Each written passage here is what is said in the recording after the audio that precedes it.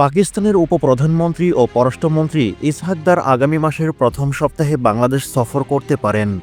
একদিনের এই সফরটি ৫ থেকে ৭ ফেব্রুয়ারির মধ্যে হতে পারে, তবে এখনও চূড়ান্ত সিদ্ধান্ত হয়নি বলে জানায় কূটনৈতিক সূত্র। পাকিস্তানের সংবাদ মাধ্যম এক্সপ্রেস ট্রিবিউন জানায়, ইসহাক দারের ঢাকায় আগমন নিশ্চিত হলে এটি হবে এক যুগ পর প্রথমবারের মতো পাকিস্তানের পররাষ্ট্রমন্ত্রী বাংলাদেশ সফর। এর আগে ২০১২ সালের নভেম্বরে পাকিস্তানের তৎকালীন পররাষ্ট্রমন্ত্রী হিনা রাব্বানী খান ঢাকায় আসেন। বাংলাদেশের কূটনৈতিক সূত্র থেকে জানা যায়, ইসহাক দার ফেব্রুয়ারির প্রথম সপ্তাহে দক্ষিণ পূর্ব এশিয়ার একটি দেশ সফরের সময় ঢাকায় আসার পরিকল্পনা করেন। ঢাকা সফরের বিষয়ে পাকিস্তানের হাইকমিশনার সৈয়দ আহমেদ মারুফ গত ১ জানুয়ারি পররাষ্ট্র মন্ত্রণালয়ের মহাপরিচালক ইশরাত জাহানের সঙ্গে আলোচনা করেন। অন্যদিকে প্রধানমন্ত্রী শাহবাজ শরীফের নেতৃত্বে বাংলাদেশ পাকিস্তানের সঙ্গে সম্পর্কের উন্নতি সাধনে কার্যক্রম বৃদ্ধি করে ৫ আগস্ট রাজনৈতিক পট পরিবর্তনের পর থেকে দুই দেশের মধ্যে ঘনিষ্ঠ করার গুরুত্ব দেওয়া হয়।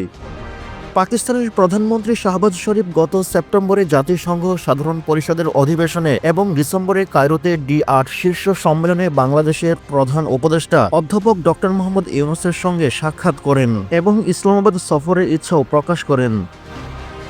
বাংলাদেশ এবং পাকিস্তানের মধ্যে সরাসরি পণ্যবাহী জাহাজ চলাচল শুরু হয়। ভিসার ক্ষেত্রে প্রতিবন্ধকতা নিম্নমুখী এবং বাণিজ্য বৃদ্ধির সম্ভাবনা তৈরি করা হয়। পাকিস্তানের একটি লো কস্ট বিমান সংস্থা ফ্লাই জিন্নাহ বাংলাদেশে যাত্রী পরিবহন শুরু করার অনুমতির অপেক্ষায় রয়েছে। তবে বাংলাদেশ পাকিস্তান থেকে নিঃশর্ত ক্ষমা প্রার্থনা এবং ১৯৭১ সালের মহান মুক্তিযুদ্ধের সময় ঘটে যাওয়া গণহত্যার বিষয়গুলো নিয়ে দীর্ঘদিনের অমীমাংসিত সমস্যাগুলো সমাধান চেয়ে আসছেন।